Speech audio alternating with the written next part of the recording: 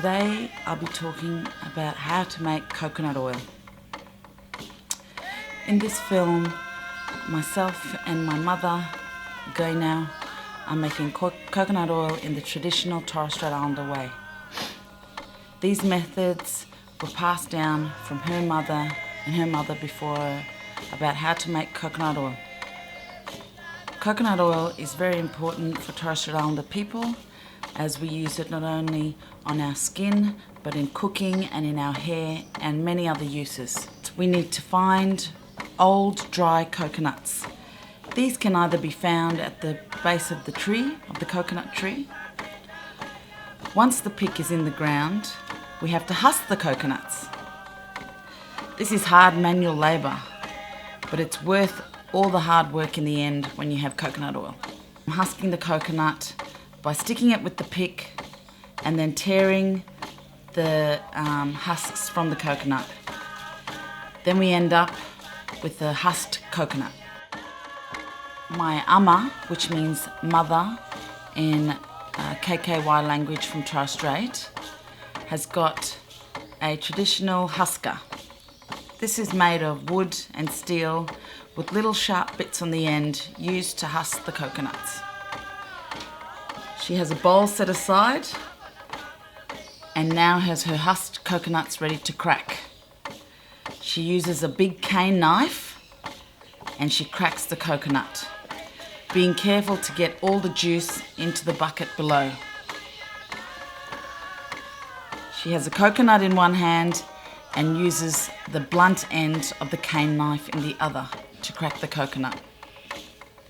She slowly moves the coconut around and the coconut begins to crack. As you can see, the juice is coming out of the coconut. Then she opens the coconut and lets all the juice run out.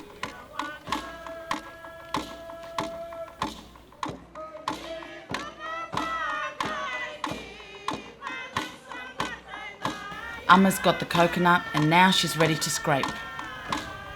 She uses a quick forward motion to scrape the coconut. On the end of the coconut, there's a little bit of scraped coconut.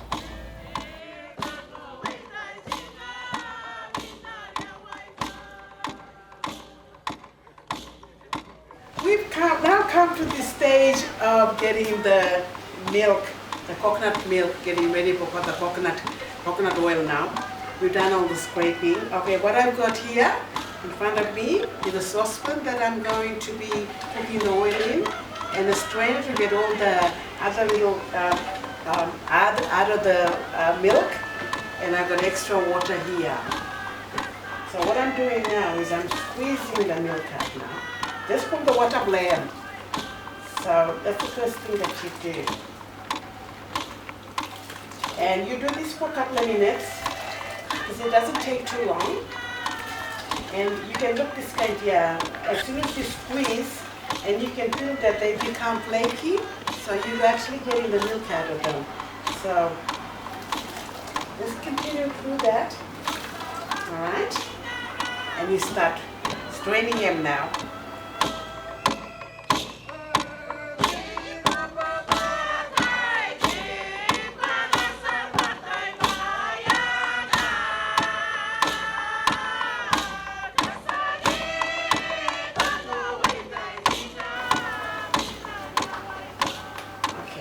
Now, because no added the water yet, so just take a little bit in your hand now and start going this kind now.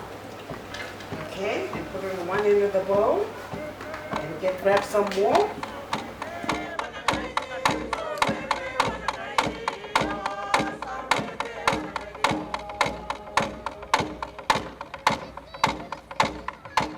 Okay, we've now come to this stage where we've lighted the stove and we put the cream of the coconut here in the saucepan now. So it's going to be, we're going to let it boil for a while, and then we're going to simmer it to very low, because then we're going to start separating the oil from the rest of the coconut. Normally this is done traditionally, we're outside stove where we got firewood because then we could put it into coal. But it's basically just, you gotta look. Once it starts separating, because I'm gonna make it boil first and then I will turn it down. Once it starts separating now, you can see the clearness. It's all milky at the moment. So when it becomes clear now, you can see the oil. And wow, don't overcook it because when the creamy settle down on the floor and then bottom of the saucepan and then burn, the curry smell comes. So that's not very good for your coconut oil. So you want to keep it fresh and not the burnt smell of coconut oil. Finally, after cooking for several hours, you can see the coconut oil has separated from the rest of the coconut matter. The coconut oil is floating on top of the rest of the coconut matter. This is then separated, bottled, and finally, ta-da!